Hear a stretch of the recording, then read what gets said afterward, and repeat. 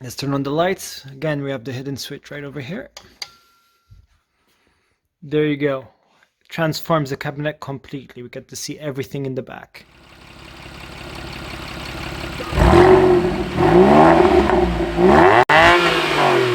Hi, welcome back to CarsAddiction.com. Today we'll be introducing light into a model cabinet.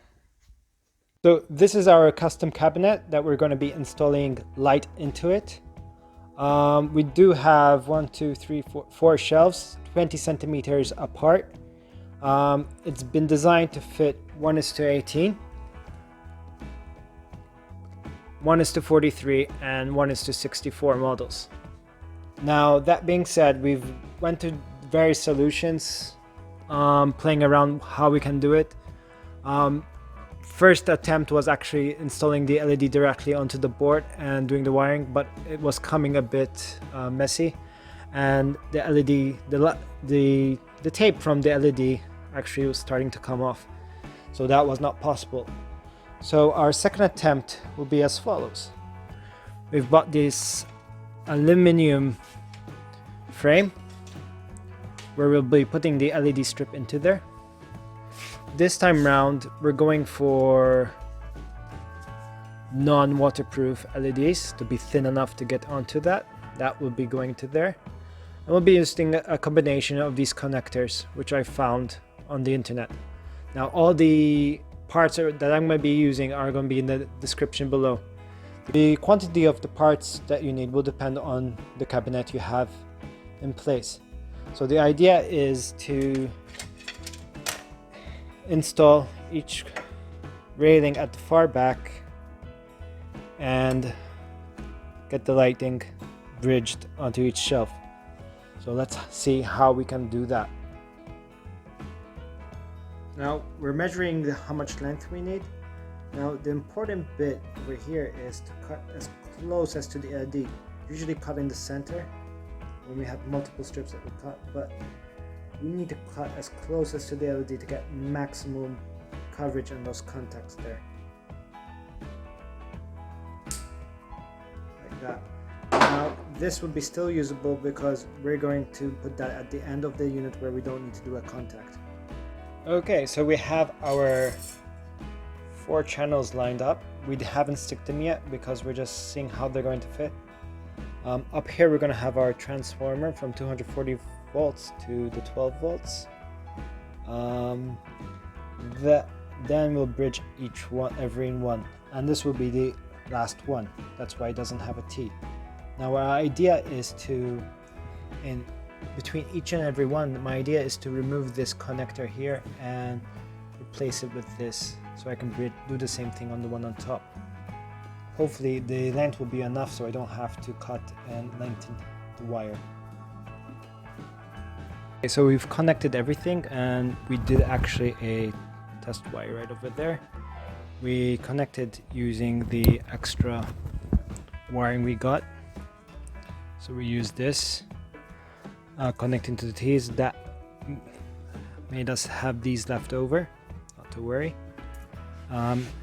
Nothing's taped in place because we want to see if everything lights up, and once it does, we'll put everything into place, put the opaque covers on, and start measuring the distance so that makes sure we have the proper length between shelves.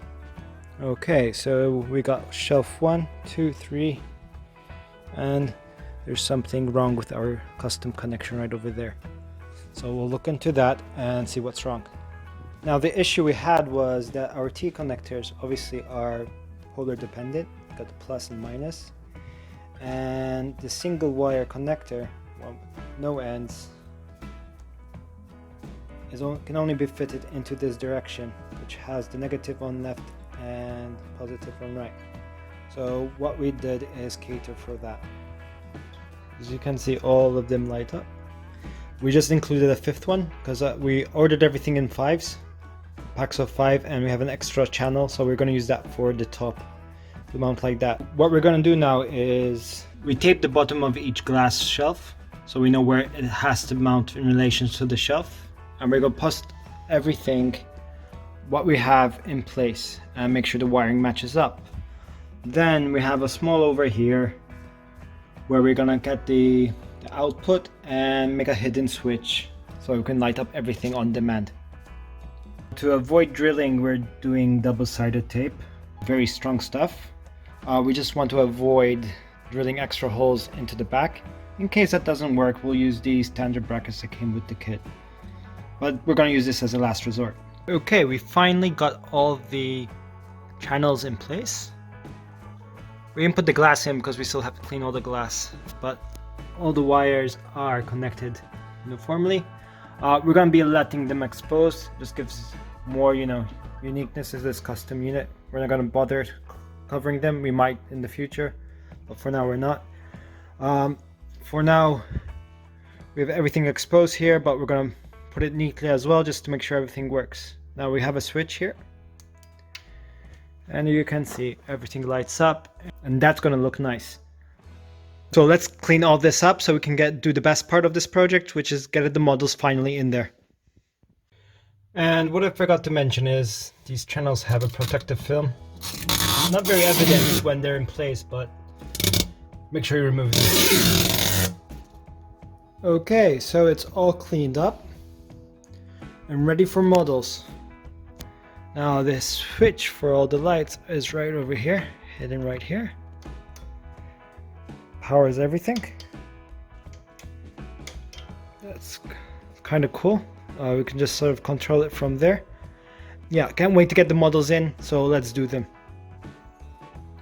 And one thing I did not mention is that we added this rubber strip all around the thing, so when the glass is closed, the whole unit is sealed. You're still going to get dust, but it actually minimizes some of it from getting in there. So we finally got all the glass cleared up, all the dust and everything, and put all the models in, which was fantastic and so much fun, part of the collecting diecast. So let's hit our hidden button right over here, and you can see it all lit up. Channels over there, we have a total of 5 of them. As you can see, the channels on the on the side are not needed because there's plenty of light. We just did the 5th one over here just because we had it, since we bought everything packs of 5. Now let's just open that, not to see the reflection. Now all the wiring is on that side, so since we're approaching the cabinet from here, it's quite hidden, so we didn't have to play around with the wiring. You can still see some wiring, but if we do some cards like that, we can easily hide them. And all the way on the bottom, it's completely invisible. So we do have 1:18 diecast. We can actually, I think we can fit a 6th one maybe. We can squeeze one there. And maybe if we can remove those plaques as well. 1:43, you can fit plenty of them. The dimensions of this is 60 centimeters by 40 and 20 centimeters of height.